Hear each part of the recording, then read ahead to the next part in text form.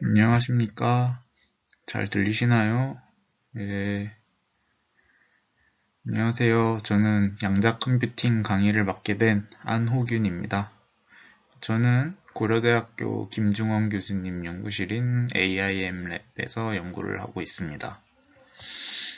다들 한 번쯤 양자 컴퓨터에 대해서 한번 들어보셨을 겁니다. 2019년 구글이 아마 10월쯤인가?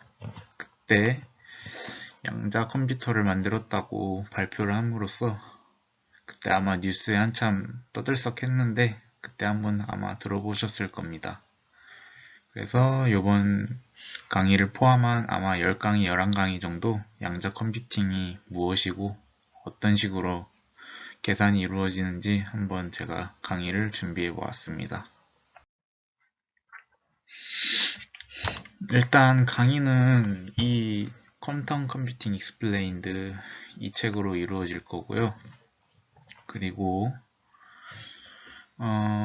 일단 오늘 이 강의는 이제 인트로덕션에 대해서 양자 컴퓨터가 무엇이고 왜 이게 필요하고 그리고 기존의 컴퓨터가 어떤 한계점이 있는지 대해서 설명을 드리고 그리고 이게 양자 컴퓨터가 컴퓨팅이라는 게 그 정확하게 말씀드리자면 양자역학에 대해서 그 물리학에 대해서는 완벽하게 빠삭하게 알 필요는 없습니다. 그렇지만 이게 책을 읽어보시면은 이게 선형대수 느낌이 강하긴 한데 이게 그냥 단순히 선형대수를 안다고서 이해를 할 수 있는 내용이 아니라서 다음 강의에 양자역학에 대해서 간략하게 설명을 할 예정입니다. 이게 제가 공부를 해보니까 단순히 수학만 알아서는 이게 왜 이 이론이 컴퓨팅에 쓰이는지를 이해할 수가 없었습니다. 예, 그래서 다음 강의는 양자역학 진짜 기초적인 부분만 짚고 넘어가도록 하겠습니다. 예, 이 책의 강의 목차인데요. 예, 뭐 인포메이션 시어리에 대해서 먼저 다루고 그다음 큐비트가 무엇인지 그리고 연산자 그리고 뭐 텐서 프로덕트 그리고 밀도 연산자 예, 여기까지는 대체적으로 다 뭐 연산자 혹은 뭐 상태를 정의하는 뭐 그런 내용의 강의가 되겠습니다. 예, 그 다음부터 이제 퀀텀 메저먼트 티어리가 나오고 그 다음 이제 인탄글먼트라고 그 얽힘 현상을 어떻게 컴퓨팅으로 구현을 하는지 그리고 그 다음 게이트와 서킷을 어떻게 양자 컴퓨팅을 이용해 표현을 하고 그 다음 이제 그거를 토대로 알고리즘을 설계하고 이제 그 밑부분은 이제 활용 부분이 되겠습니다.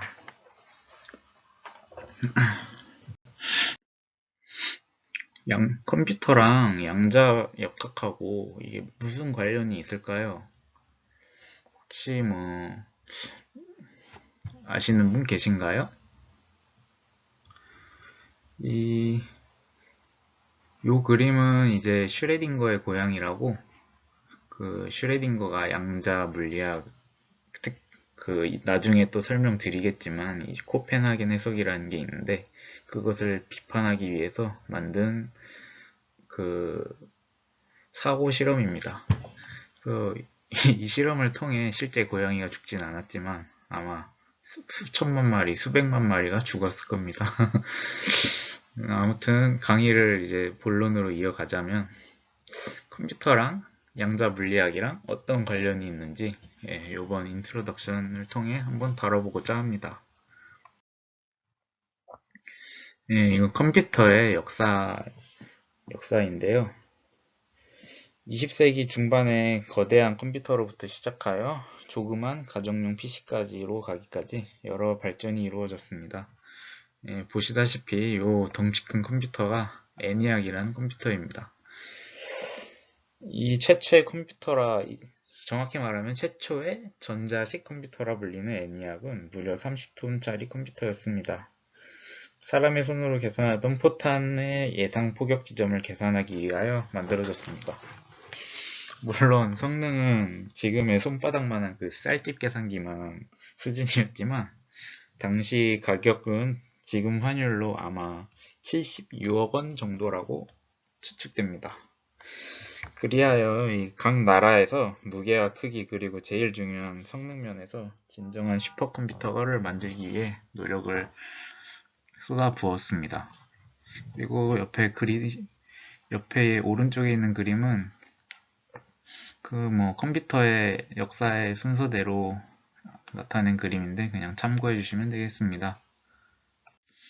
각 세계가 슈퍼컴퓨터를 만들기 위해 박차를 가했는데 그리하여 등장한 것이 IBM사의 로드러너입니다.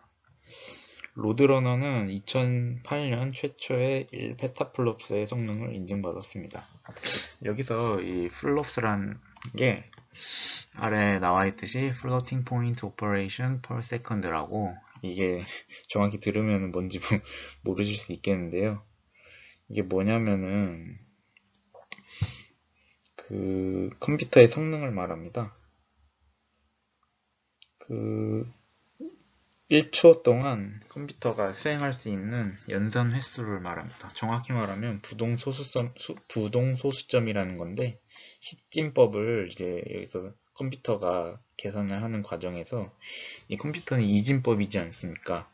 그래서 이제 예를 들어 여기 그림에 나온 것처럼 0.3을 이제 이진수로 표현을 할 때 2로 나눠야 됩니다. 그러면은 이게 여기 보시다시피 001, 2, 001, 001, 001이 계속 반복되게 됩니다. 식진법에서는 유한했던 숫자가 이진법에 감으로써 이게 무한하게 순환하는 수가 되어버리는데 이를 부동소수점이라고 합니다. 즉 이것을 빨리 해야 컴퓨터는 식진법의 숫자를 빨리 계산하게 되고 사람의 언어를 이해하게 됩니다. 부동소수점 연산 횟수가 많아질수록 성능은 빨라지죠. 그리고 페타는 천조입니다. 필로, 메가, 기가, 테라, 그리고 그 다음이 페타입니다. 예. 그래서 최초의 페타플롭스의 컴퓨터로 공인된 IBM 로드러너가 무려 1초에 1000조번 연산이 가능하다는 뜻입니다. 이는 가정용 컴퓨터보다 100만 배 빠른 엄청난 속도입니다. 그리고 IBM사의 로드러너가 나오고 나서 2년 뒤에 중국의 티엔허라고 2.5 페타플롭스의 컴퓨터가 출시되었고, 그 다음 해에 일본에서 게이 컴퓨터라고 8 페타플롭스의 슈퍼컴퓨터가 출시되었습니다. 예. 그 다음 이제 뭐 2012년에는 타이탄이라는 17 페타플롭스의 컴퓨터가 나왔고, 계속 이게 이런 식으로 중국, 미국 이 경쟁이 붙어가지고 이게 기하급수적으로 연산 성능을 극대화시킨 컴퓨터가 계속 등장합니다. 이게 미국의 서밋이 나오기 전에 중국이 슈퍼컴퓨터로서는 되게 선두에 있는 위치였는데 미국이 그걸 위기의식을 느껴가지고 2018년에 서밋이라는 컴퓨터를 출시하게 됩니다. 앞서 말한 그 슈퍼컴퓨터가 그 병렬 컴퓨터라는 구조인데요. 예, 여기 흔히 쓰는 컴퓨터에서는 싱글 CPU를 쓰는데 그 병렬 컴퓨터에서는 멀티플 CPU를 사용하여 연산을 병렬적으로 처리를 합니다. 근데 이게 뭐가 문제점이냐면 일단 전기가 엄청 많이 듭니다. 이게 저희 연구실 그 서버 컴퓨터만 해도 후끈후끈하지 않습니까? 이게 다 그 엄청난 전력을 먹는다는 뜻인데 그, 그 서버 컴퓨터의 100배, 200배, 300배 되는 그런 슈퍼컴퓨터면 아마 전력을 어마어마무시하게 먹는 그런 괴물 같은 기계일 겁니다. 그리고 이 전력을 소모하는 게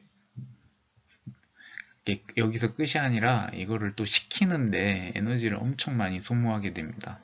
그리고 이 연산을 또 하고 나서 이게 또 연산의 정확성을 올리기 위해서 에러 체킹이라는 과정을 거치는데, 이것도 이게 연산을 했던 것을 또 한 번 연산하는 과정을 가짐으로써 에너지를 엄청 많이 소비하게 되는 과정을 하게 됩니다.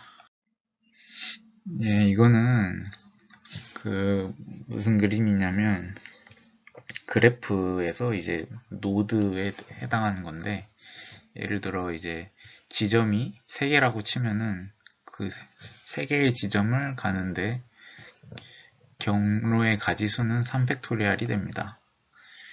이게 4개면은 4팩토리얼 24, 그리고 5팩토리얼 120. 근데 보시다시피 이게 노드 수가 늘어날수록 엄청 기하급수적으로 이게 증가하게 됩니다. 이렇게 보시다시피 10팩토리얼은 무려 360만입니다. 거의. 이게 이제 뭐 10팩토리얼까지는 이제 연산할 만한데 좀 버겁더라도, 하지만 이게 15팩토리얼, 20팩토리얼이 가게 되면은 컴퓨터가 이제 무리를 느끼고 아마 이 계산 하루 만에 못 끝날걸요? 예.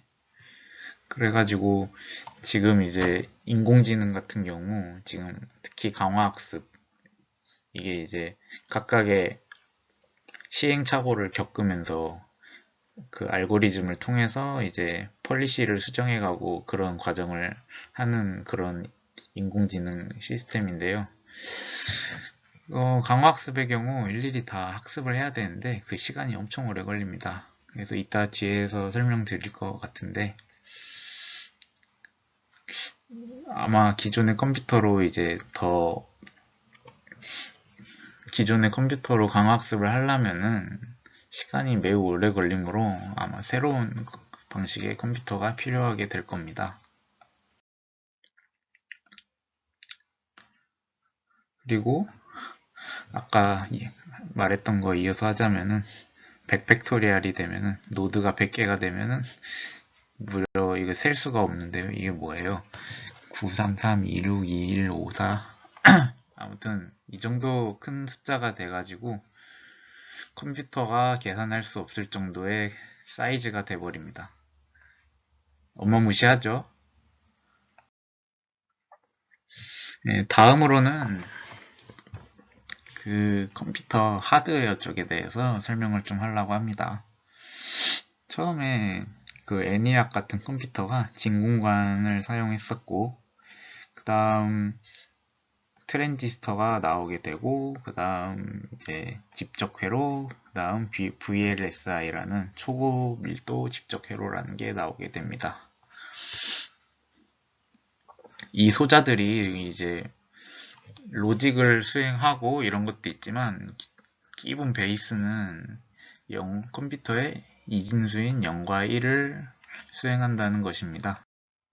예, 그림 앞 보시다시피 이제 칩을 나누면은 모듈이 나오고, 그 모듈을 쪼개면은 AND, OR, NOT 같은 그런 게이트들이 나오고, 그 게이트 안에 트랜지스터가 있습니다. 이 트랜지스터가 0과 1을 구분하는 기준이 뭐냐면은 보시다시피 이 스위칭 기능을 합니다.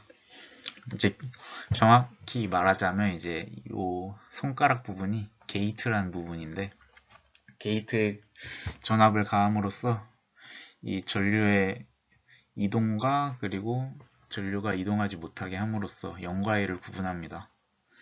이게 트랜지스터가 역할이 하는 게 크게 스위칭 기능과 그리고 증폭 기능이 있는데, 디지털 이제 로직에서 쓰는 거는 거의 스위칭 기능입니다. 앰프 기능은 이제 아날로그 회로 하시는 분들이 주로 쓰는 기능인데, 저희가 이제 쓰는 컴퓨터에서는 스위칭을 통해 0과 1을 구분하는 그런 역할로 트랜지스터를 사용합니다. 예, 그래서 이 유명한 이제 게이트들인데, OR, NOT, NAND 같은 이제 이런 게이트들을 이런 구조로 이렇게 설계를 하는 겁니다. 그리고 여기 요 그림이 이제 트랜지스터, 모스펫 트랜지스터의 구조입니다. 이 트랜지스터에서 이제 제일 중요하게 여기는 게 이 채널 랭스입니다.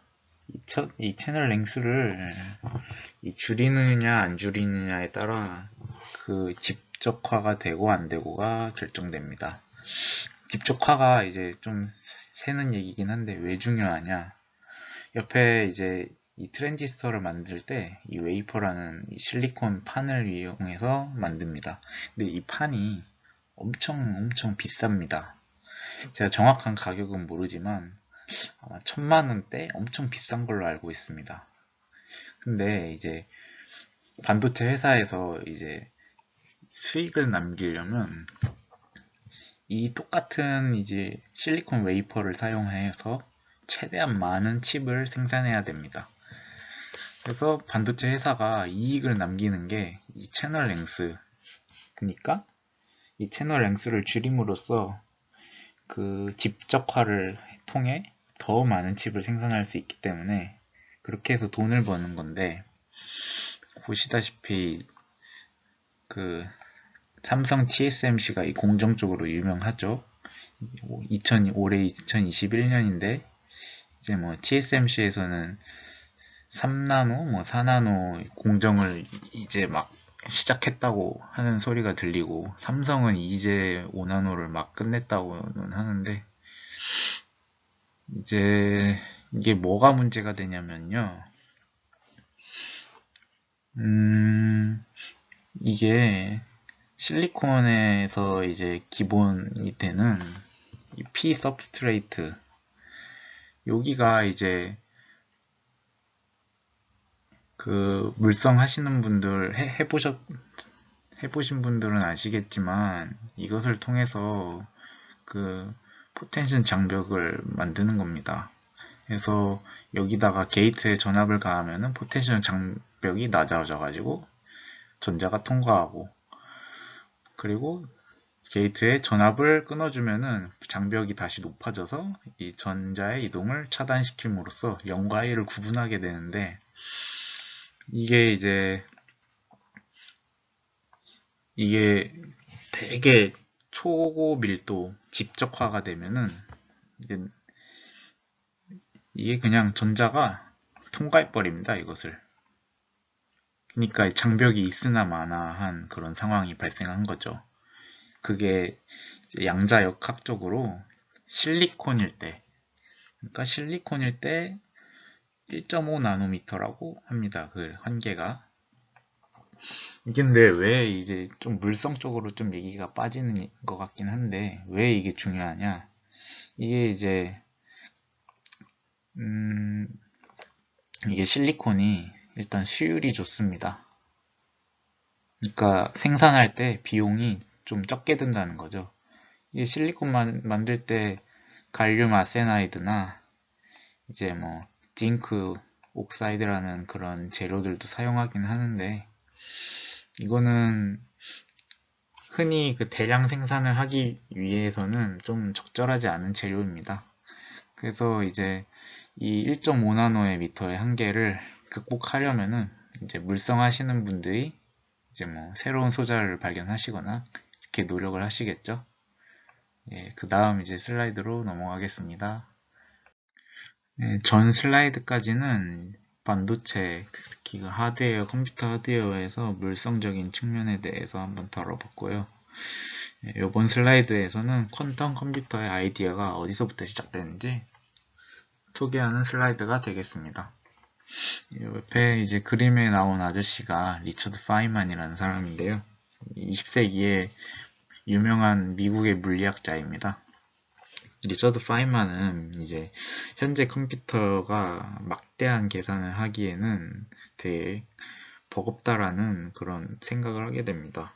그리고 미래에는 양자역학을 활용한 컴퓨터가 나오지 않을까라는 아이디어를 처음 제시하게 됩니다.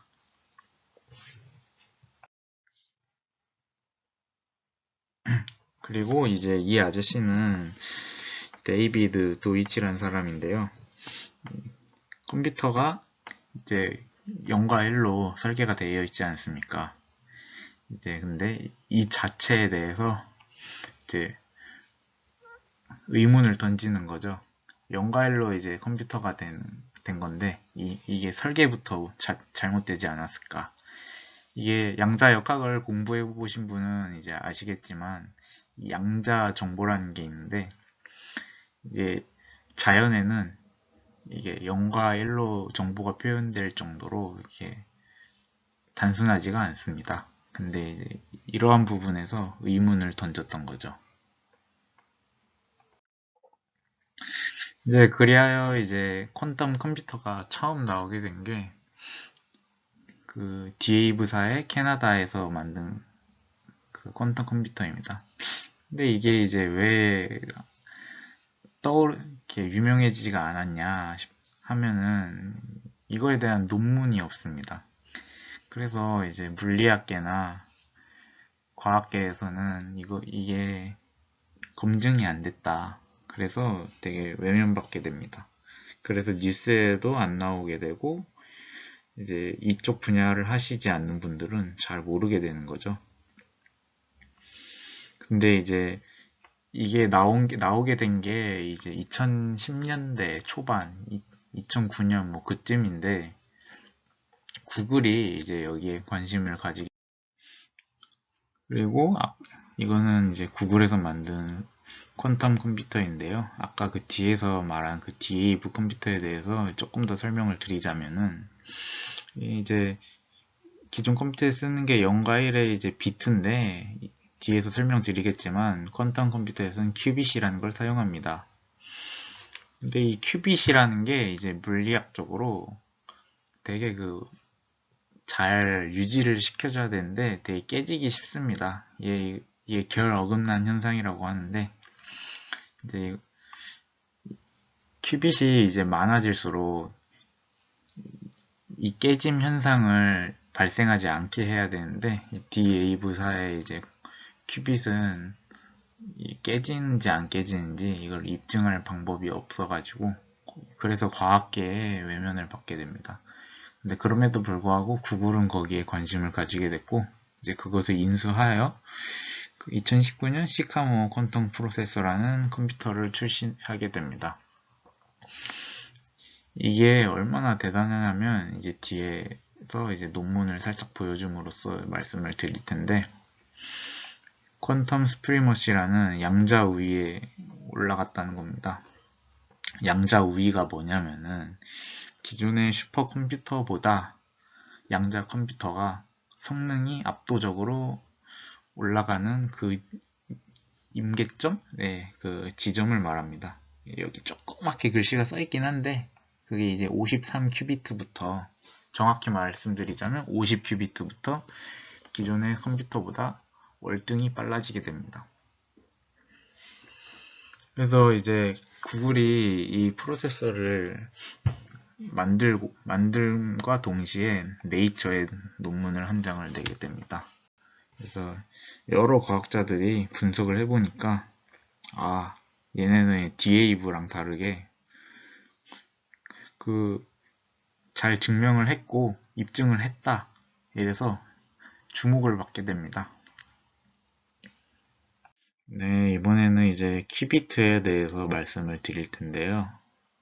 기존의 클래시컬한 컴퓨터 그리고 현재 쓰는 컴퓨터에서는 0과 1로 바이너리한 정보를 표시합니다. 근데 퀀텀 컴퓨터에서는 이 큐빗이라는 되게 이상한 모양의 동글동글한 이런 모양을 쓰는데요. 이게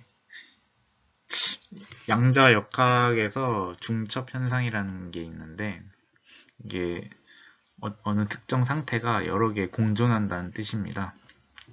이제 슈퍼포지션이라 부르는데 뒤에서 이제 더 자세하게 설명을 드리겠습니다. 그거에 대해서는. 그래서 이제 큐빗은 0과 1이 이제 이렇게 확률적으로 동시에 공존하게 되는 상태를 말하는 겁니다.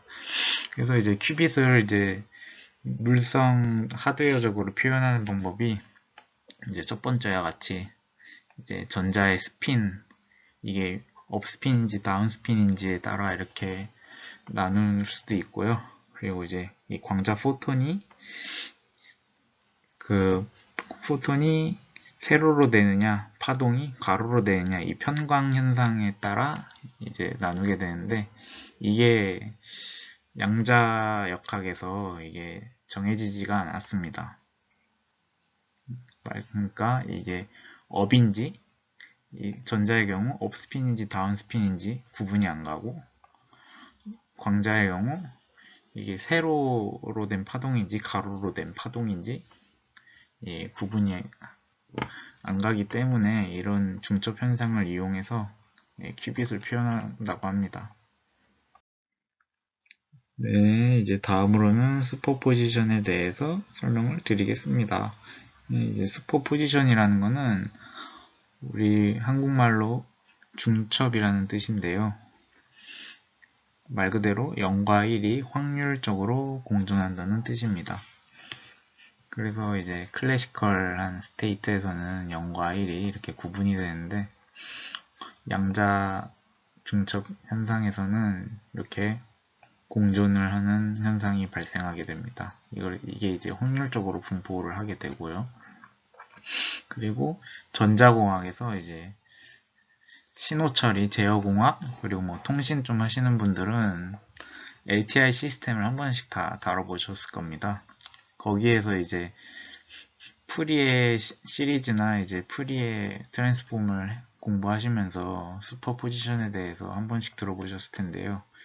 거기에서 나온 슈퍼포지션과 어느 정도 좀 성격이 유사한 면이 있습니다. 그래서 이렇게 전자공학과에서 하는 이런 슈퍼포지션인데, 파동이 여러 개 동시에 공존한다는 그런 점에서 성격은 비슷하다 할 수 있겠습니다.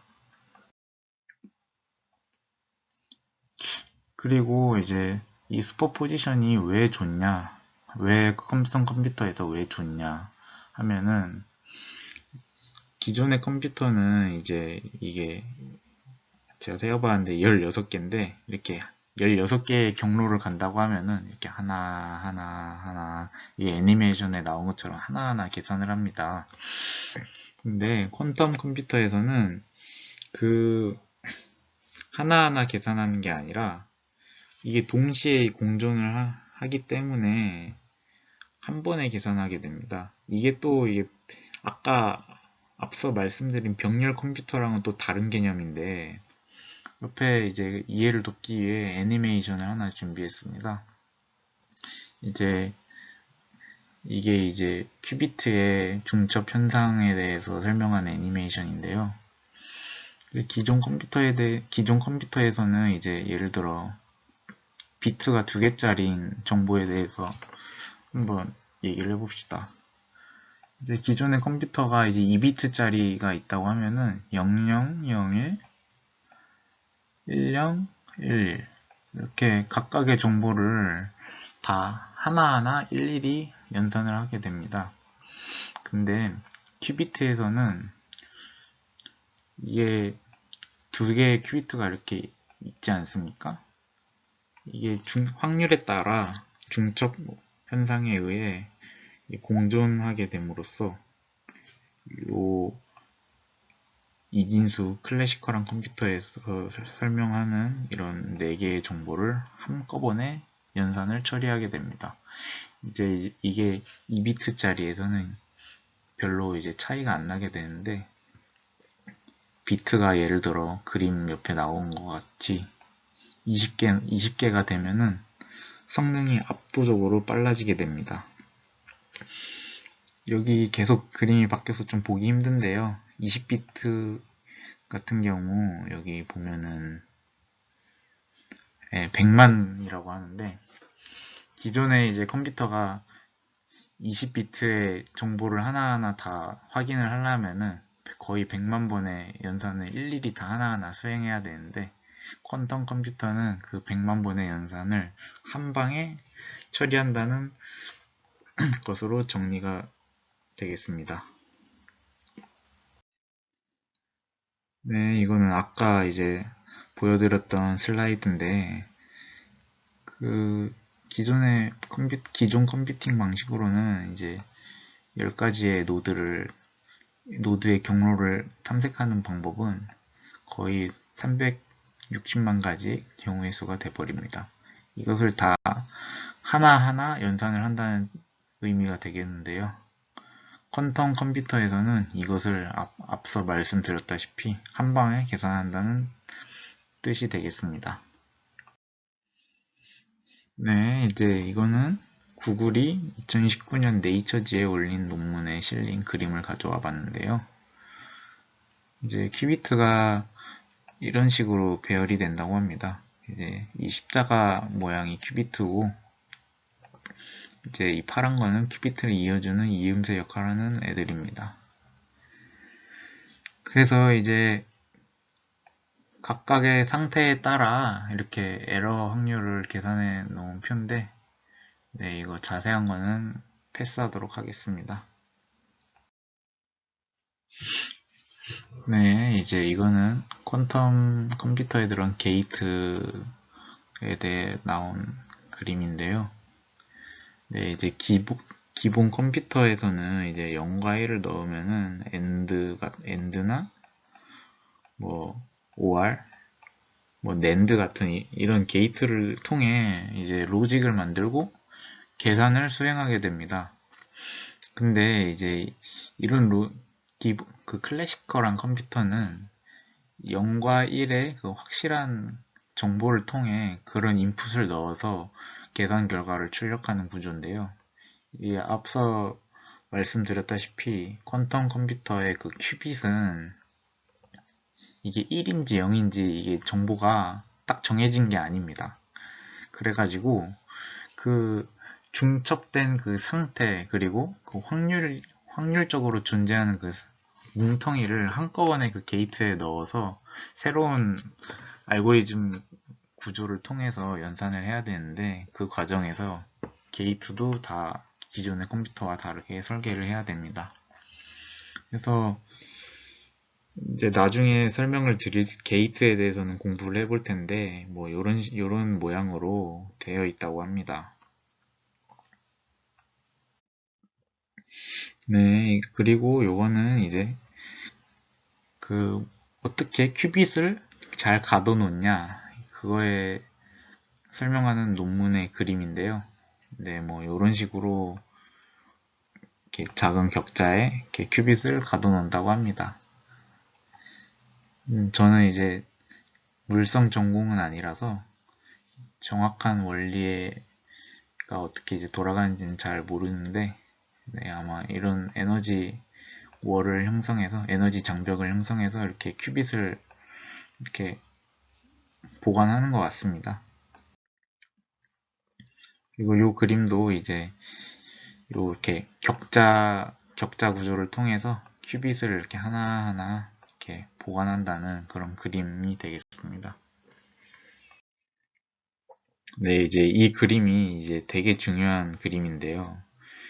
양자 우위를 달성했다는 그런 표입니다. 이제 기존의 컴퓨터로 만 년이 걸리는 연산을 무려 200초 안에 끝내는 그런 놀라운 성과를 보여주게 됩니다. 여기 200초라고 적혀 있습니다. 되게 놀랍지 않습니까, 이게? 어떻게 그 만 년이 걸리는 연산을 어떻게 그 200초 안에 끝내게 되는지 저도 참 놀랐습니다. 네, 이제 궁금하신 분들은 구글에 이제 이 논문을 검색해 보시면은 이제 되겠습니다. 네, 이제 방금까지는 퀀텀 컴퓨터의 놀라운 성능을 보셨을 겁니다. 이번 슬라이드에서는 퀀텀 컴퓨터가 어떤 한계점이 있는지에 대해서 설명을 드리겠습니다.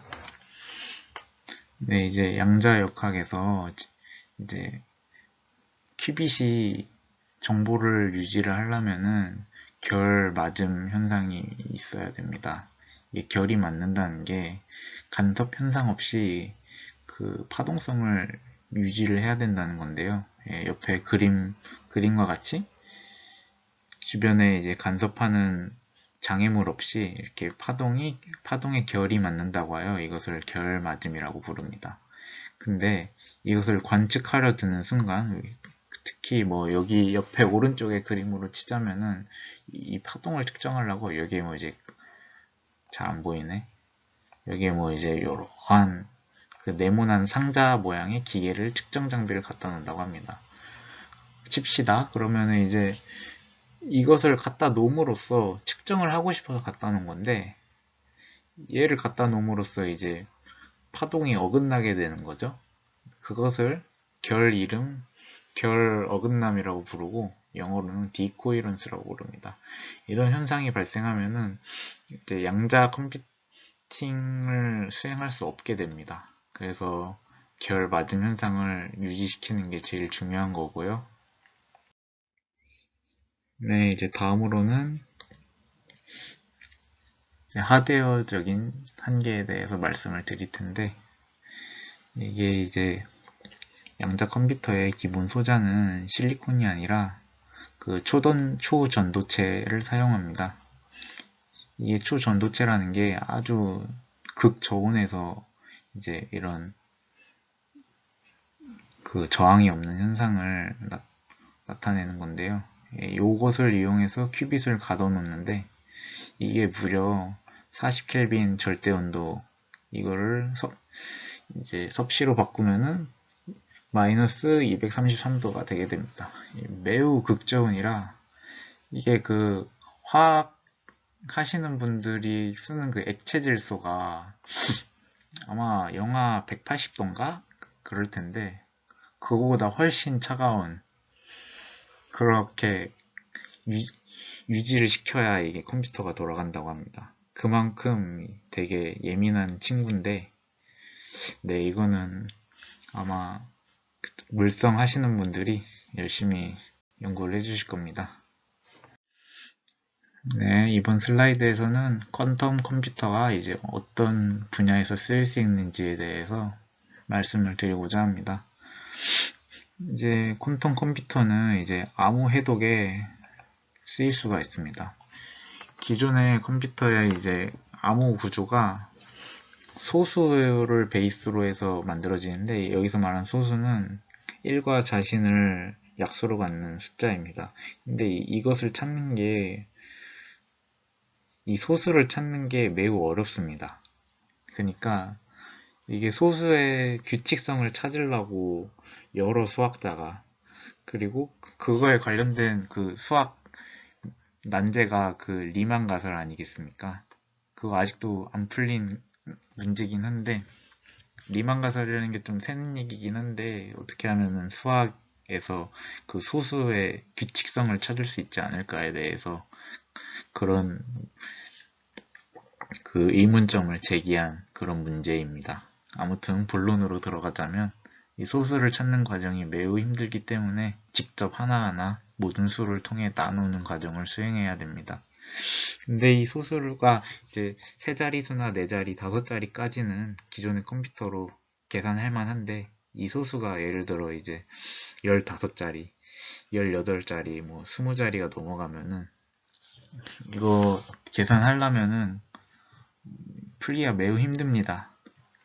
근데 앞서 말씀드렸다시피 퀀텀 컴퓨터는 그런 경우의 수를 한 방에 계산함으로써 그런 암호를 풀 수 있다는 그런 의견이 있습니다. 그리고 이제 옆에 나온 거는 이제 최근 유행한 비트코인인데요. 비트코인 이제 가상화폐가 암호화폐라고도 불리는데, 예, 그래서 그 암호화폐 위기설이라는 그런 말이 돌기도 합니다. 퀀텀 컴퓨터가 나오면은 이제 이 암호를 다 풀어가지고 그 화폐의 가치가 떨어지지 않을까 하는 우려의 의견도 좀 나오기도 합니다. 이제 그 다음으로는 의학 분야에서도 사용할 수가 있는데요. 이제 약을 만드시는 분들은 그 단백질, 아미노산을 어떻게 그 구조를 배열함에 따라 그 약의 성분이 천차만별로 달라진다고 합니다.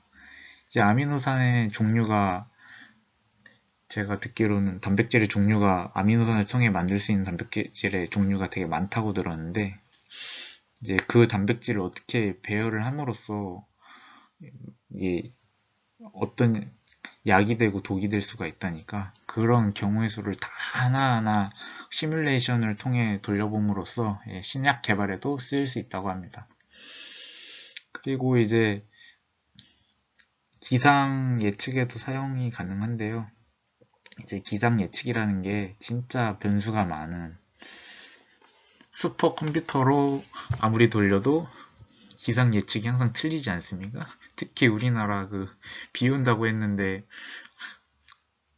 비 온다고 해서 우산을 가져가는데 비는 안 오고 쨍쨍한 그런 경우도 있고 또 반대로 비 안 온다고 해서 우산 안 갖고 갔더니 쫄딱 맞아서 오는 경우도 있지 않습니까? 예, 그게 이제 그 기상 현상이 참 계산하기가 쉽지 않다고 합니다. 이게 변수도 너무 많고 근데 이제 그런 계산을 한꺼번에 함으로써 정확도를 올리는데 기여를 할 수 있다고 합니다.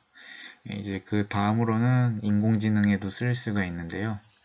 인공지능은 이제 데이터 기반으로 하는 지도학습과 이제 비지도학습 그리고 강학습으로 나누는데 이러한 무수한 데이터를 처리하는 과정에서 퀀텀 컴퓨터를 사용하면은 효과적으로 데이터를 수집하고 연산을 할 수 있다고 합니다. 네, 이제 다음으로는 퀀텀 컴퓨팅을 활용해서 어떻게 강화학습을 더 효과적으로 시킬 수 있는지에 대해 나온 기사를 한번 가져와 봤습니다. 퀀텀 컴퓨터를 사용하면은 그 학습 속도가 63%나 더 빨라진다고 합니다. 강화학습이라는 게 에이전트가 리어드를 받음으로써 그 폴리시에 따라 액션을 수행하고 그리고 그것을 피드백 구조로 계속 순환하여 정책에 따라 이제 수정해 가면서 학습을 하는 과정을 말하는데요. 이제 예를 들어 이 과정을 이제 강화학습을 통해 수행을 하려면은 여러 경우의 수를 학습을 해야 됩니다. 근데 이제 앞서 말씀드렸다시피 이 경우의 수를 하나하나 학습하려면은 되게 오랜 시간이 걸립니다. 예를 들어 이제 뭐 강화학습의 실험의 예로 하나 있는 게 이제 슈퍼마리오가 어떻게 목표 지점까지 슈퍼마리오라는 게임에서 어떻게 목표 지점까지 강화학습을 통해 그 게임을 수행할 수 있는지에 대한 그런 간단한 것도 이제 에이전트가 그것을 학습하는 과정이 되게 오래 걸립니다. 그 경우의 수를 하나하나 다 따져가면서 그런 연산을 하고 그리고 학습을 해야 되는데 그런 기존 컴퓨터로는 그런 경우의 수를 일일이 다 계산을 하는데 퀀텀 컴퓨터에서는 그런 모든 경우의 수를 한 번에 연산을 함으로써 그렇게 하는 과정을 통해 양자 컴퓨터가 강화학습에 크나큰 도움이 된다고도 합니다. 네, 이제 여기서 발표를 마치겠고요.